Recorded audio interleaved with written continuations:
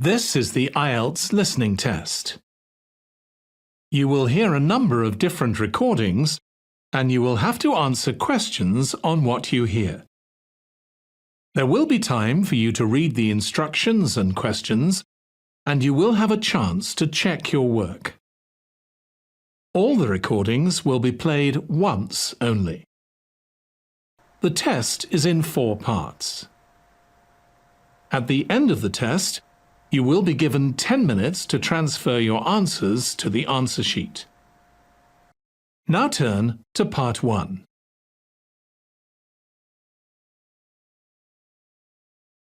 Part 1.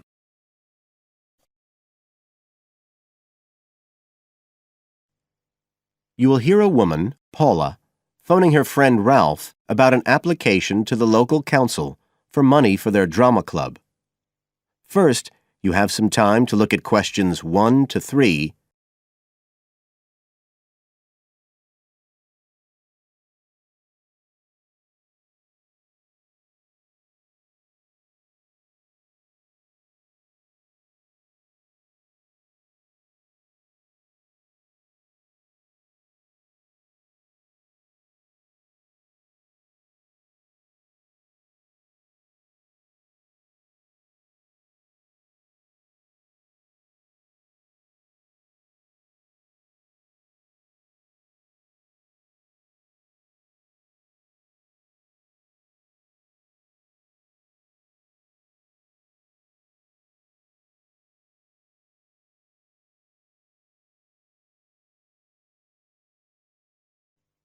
Now we shall begin.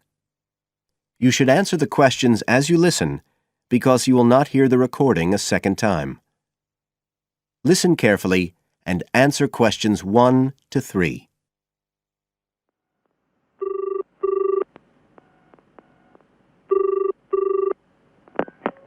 Hello? Ralph, it's Paula. Hi. You know I told you we could apply to the local council for money for our drama club?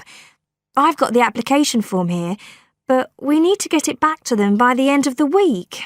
I could send it on to you. You really ought to fill it in as president of the club, but I don't know if it'll get to you in time. Well, you're the secretary, so I expect it's okay if you fill it in. Yeah, but I'd really like to check it together. Right, that's fine.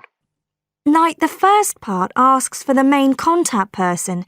Can I put you there? Sure. Right, so that's Ralph Pearson. Oh, and then I need your contact address. So that's 203 South Road, isn't it? No, 2:30. Oh, sorry, I always get that wrong. Then it's Drayton. Oh, do you think they need a postcode? Better put it, it's DR6 8AB. Okay. Telephone number. That's 01453 586 098, isn't it? Yes. Right. Now, in the next part of the form, I have to give information about our group. So, name of group, that's easy. We're the Community Youth Theatre Group. But then I have to describe it. So, what sort of information do you think they want? Well, they need to know we're amateurs, not professional actors. And how many members we've got. What's that at present, 20? 18. And should we put in the age range? That's 13 to 22. No, I don't think we need to. But we'd better put a bit about what we actually do. Something like members take part in drama activities. Activities and workshops? OK. Right. That's all for that section, I think. You now have some time to look at questions 4 to 10.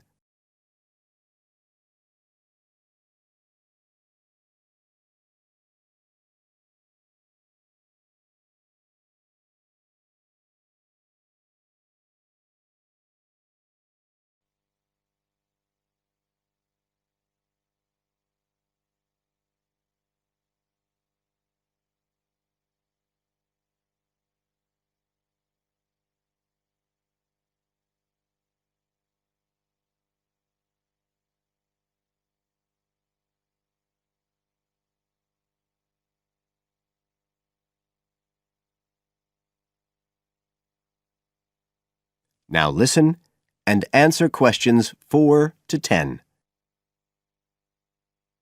Now, the next bit is about the project itself, what we're applying for funding for. So, first of all, they need to know how much money we want. The maximum's £500. I think we agreed we'd ask for 250, didn't we? OK. There's no point in asking for too much. We'll have less chance of getting it. Then we need to say what the project, the activity is. Right. So we could write something like, to produce a short play for young children. Should we say it's interactive? Yes, good idea. Right, I've got that. Then we have to say what we actually need the money for. Isn't that it? No, we have to give a breakdown of details, I think. Well, there's the scenery. But we're making that. We need to buy the materials, though. Oh, OK. Then there's the costumes. Right. That's going to be at least £50. OK. And what else? Oh, I just found out we have to have insurance. I don't think it'll cost much, but we need to get it organised. Yes, I'd forgotten about that. And we could be breaking the law if we don't have it. Good thing we've already got curtains in the hall. At least we don't have to worry about that. We'll need some money for publicity. Otherwise, no one will know what we're doing. And then a bit of money for unexpected things that come up. Just put sundries at the end of the list. OK, fine. Now, the next thing they want to know is if they give us the grant, how they'll be credited. What do they mean, credited? I think they mean how we'll let the public know that they funded us. They want people to know they've supported us. It looks good for them. Well, we could say we'd announce it at the end of the play. We could make a speech or something. They might prefer to see something in writing. We'll be giving the audience a programme, won't we? So we could put an acknowledgement in that? Yeah, that's a better idea. OK, and the last thing they want to know is if we've approached any other organisations for funding and what the outcome was. Well, only National Youth Services. And they said that at present funds were not available for arts projects. Right, I'll put that. And then I think that's it. I'll get that in the post straight away. I really hope we get the money. I think we've got a pretty good chance. Hope so anyway. Thanks for doing all this, Paula. That's OK. See you soon. Bye. Bye.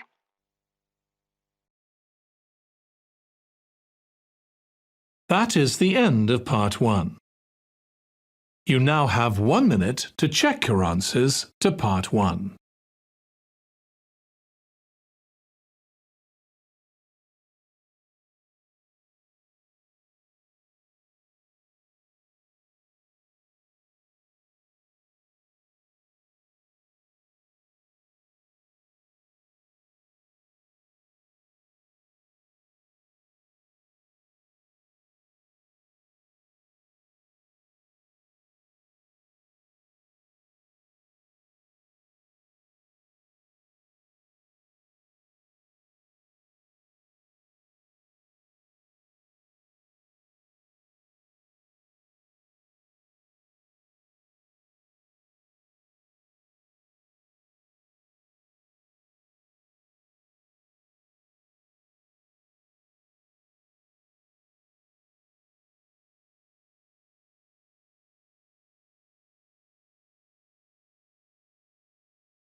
Part 2.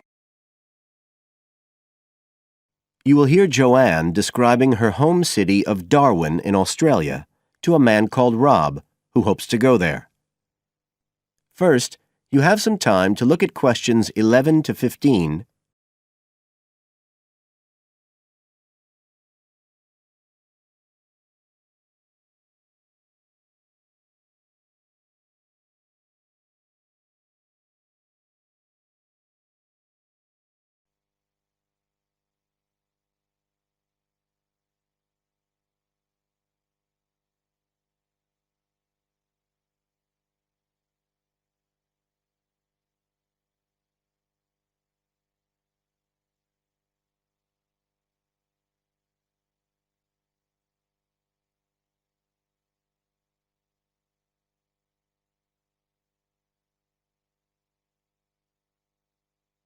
Now listen carefully and answer questions 11 to 15.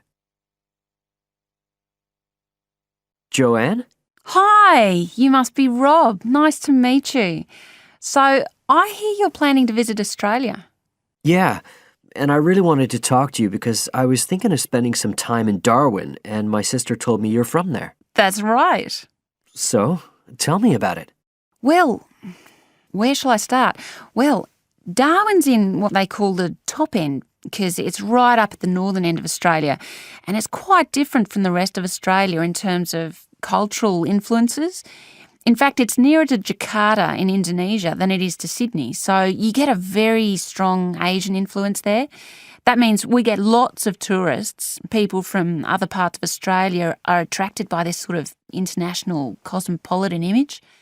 And as well as that, we've got the same laid-back atmosphere you get all over Australia, probably more so, if anything, because of the climate. But what a lot of the tourists don't realise until they get there is that the city's also got a very young population. The average age is just 29, and this makes the whole place very buzzy. Some people think that there might not be that much going on as far as art and music and dancing and so on are concerned because it's so remote.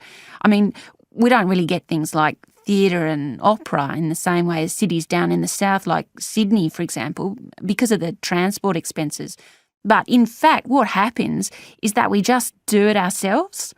Lots of people play music, classical as well as pop, and there are things like artists groups and writers groups and dance classes. Everyone does something.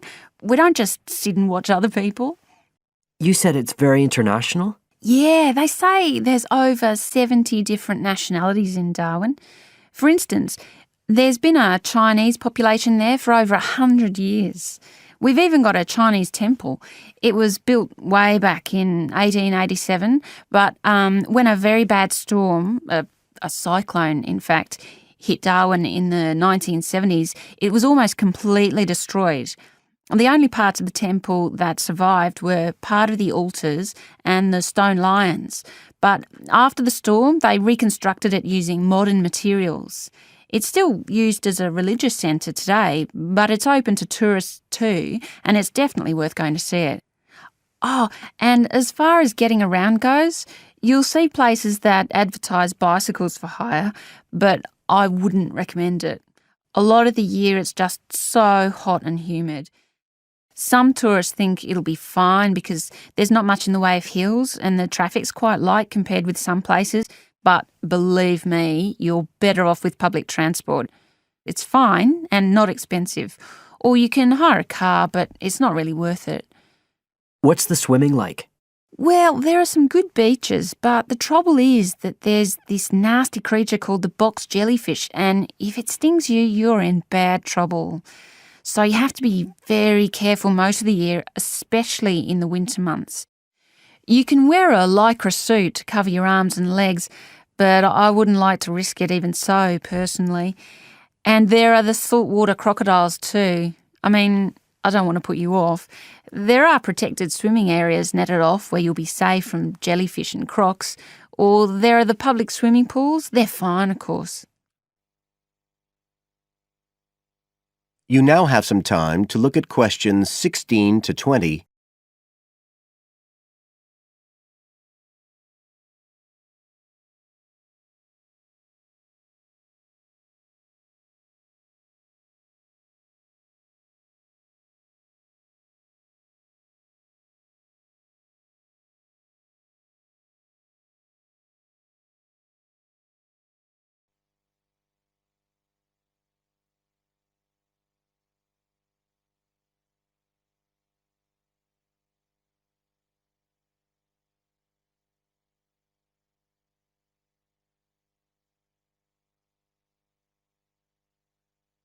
Now listen and answer questions 16 to 20. So, which places would you specially recommend? Well, one of the most popular attractions is called Aquascene. What happens is every day at high tide, hundreds of fish come in from the sea, all different sorts, including some really big deep sea fish. And some of them will even take food from your hand. It's right in the middle of town at the end of the esplanade. It's not free. I think you have to pay about $5, but it's definitely something you have to experience. Then, of course, Darwin has a great range of food, being such a cosmopolitan place. And if you don't have lots to spend, the best place to go is to Smith Street Mall, where they have stalls selling stuff to eat. There's all sorts of different things, including Southeast Asian dishes, which I really like. You'd think there'd be plenty of fresh fish in Darwin, as it's on the coast, but in fact, because of the climate, it mostly gets frozen straight away. But you can get fresh fish in the restaurants on Cullen Bay Marina. It's a nice place to go for a special meal, and they have some good shops in that area too. What else? Well, there's the Botanic Garden. It's over 100 years old and there's lots to see. An orchid farm, rainforest, a collection of palm trees, a wetlands area. You can easily spend an afternoon there. That's at Fanny Bay, a couple of kilometres out to the north. Then, if you've got any energy left in the evening, the place to go is Mitchell Street.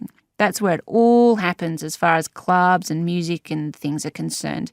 You'll bump into lots of my friends there. Talking of friends, why don't I give you some email addresses? I'm sure they wouldn't mind. That is the end of part 2.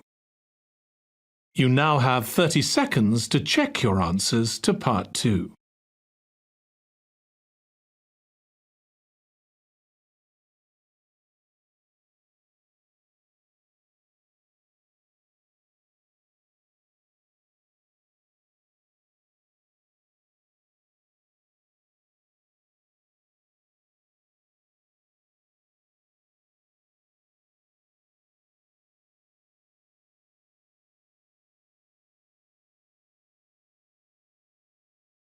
Part 3.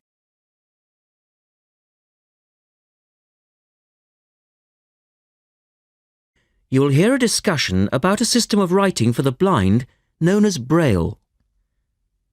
First, look at questions 21 to 23.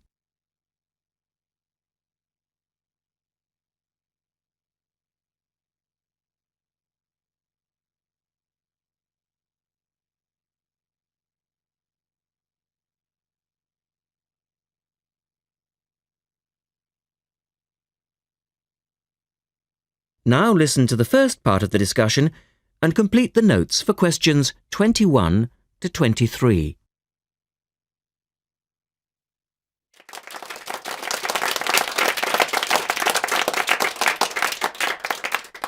We're very pleased to welcome to our special interest group today Dr. Linda Graycar, who is from the City Institute for the Blind.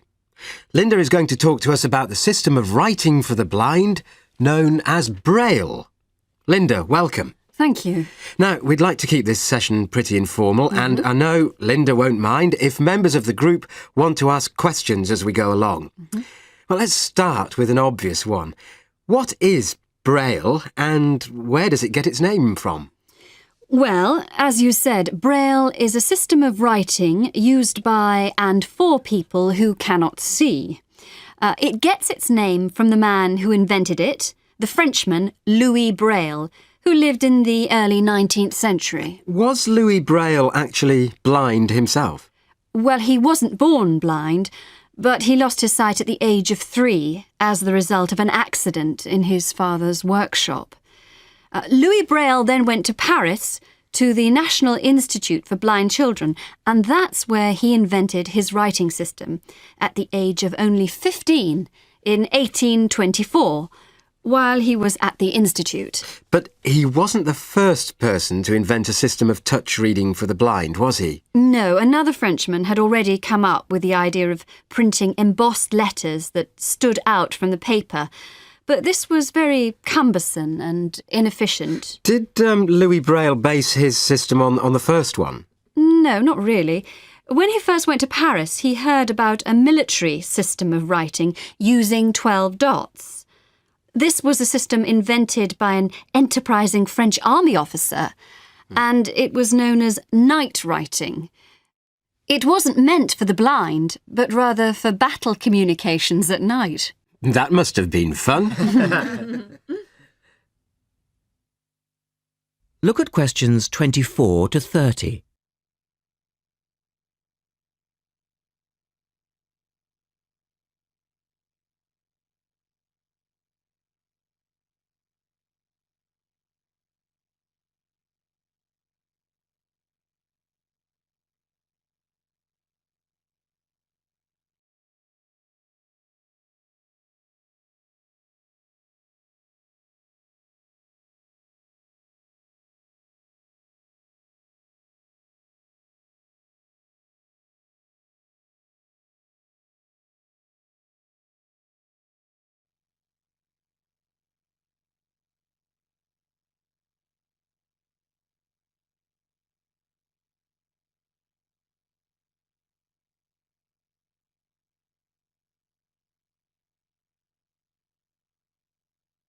Listen carefully and answer questions 24 to 30.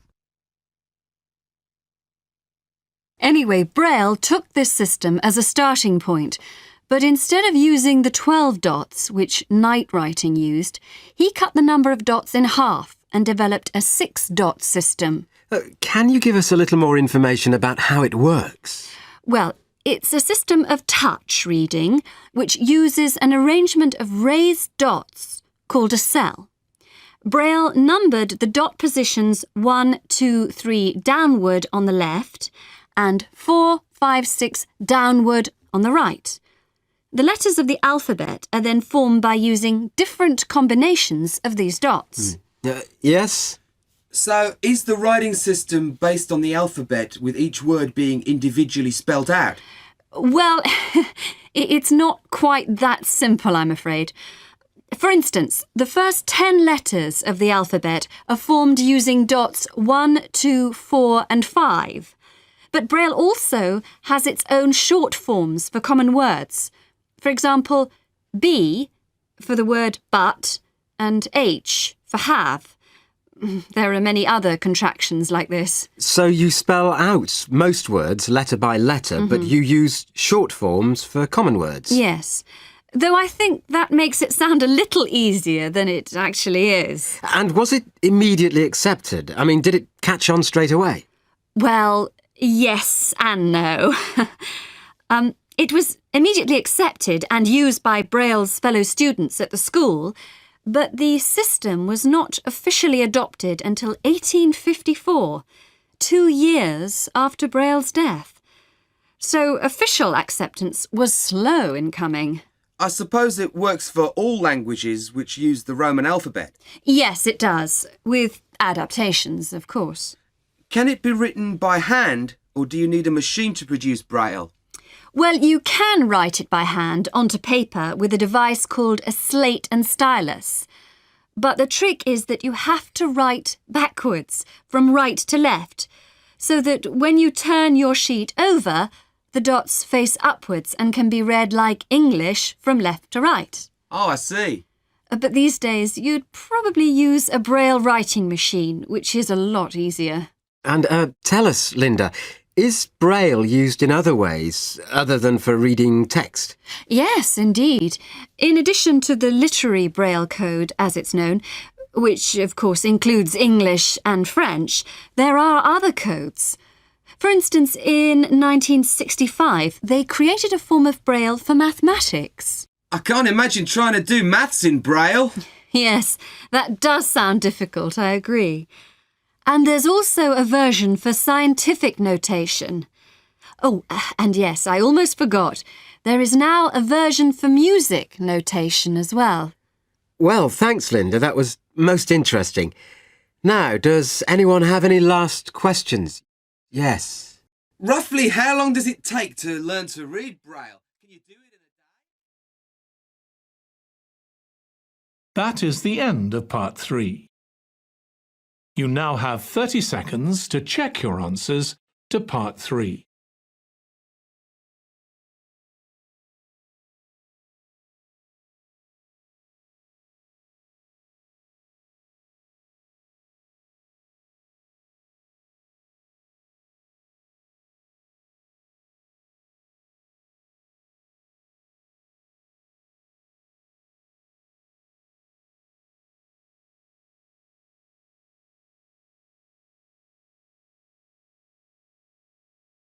Part 4.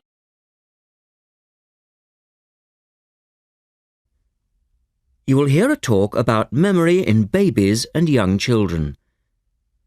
First, you have some time to look at questions 31 to 40.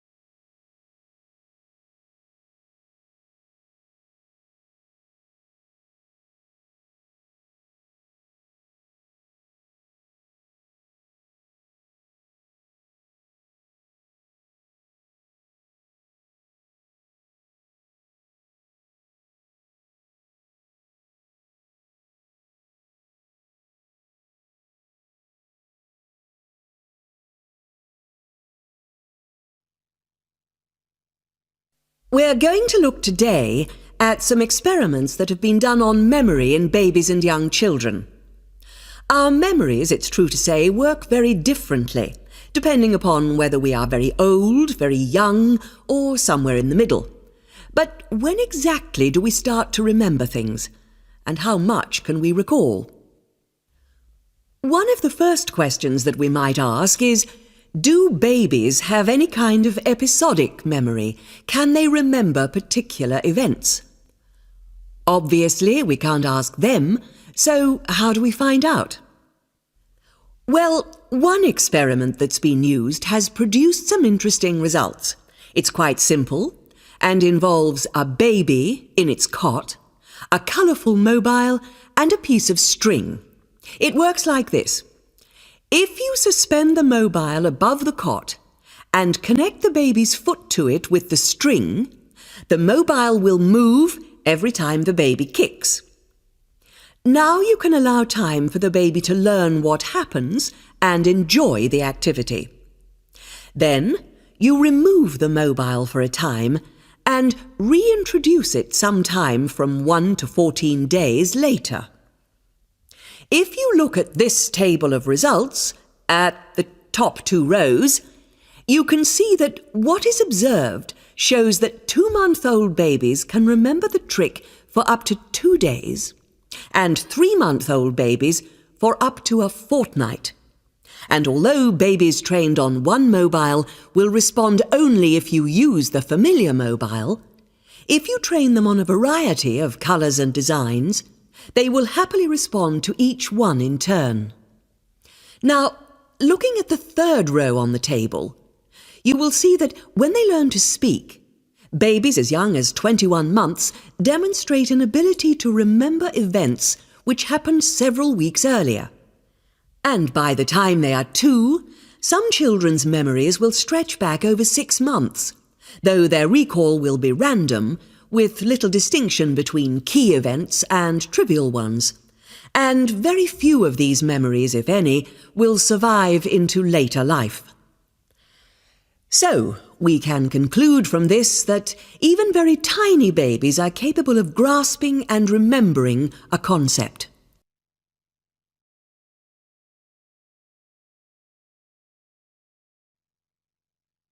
So, how is it that young infants can suddenly remember for a considerably longer period of time?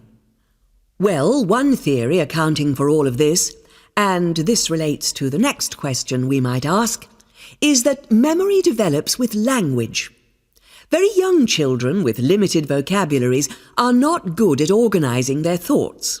Though they may be capable of storing memories, do they have the ability to retrieve them? One expert has suggested an analogy with books on a library shelf. With infants, he says, it's as if early books are hard to find because they were acquired before the cataloguing system was developed. But even older children forget far more quickly than adults do. In another experiment, several 6-year-olds, 9-year-olds, and adults were shown a staged incident. In other words, they all watched what they thought was a natural sequence of events. The incident went like this. A lecture, which they were listening to, was suddenly interrupted by something accidentally overturning. In this case, it was a slide projector. To add a third stage and make the recall more demanding, this accident was then followed by an argument. In a memory test the following day, the adults and the 9-year-olds scored an average 70%, and the 6-year-olds did only slightly worse. In a retest 5 months later, the pattern was very different. The adults' memory recall hadn't changed, but the 9-year-olds had slipped to less than 60%, and the 6-year-olds could manage little better than 40% recall. In similar experiments with numbers, digit span is showed to vary enormously. That is the end of Part 4.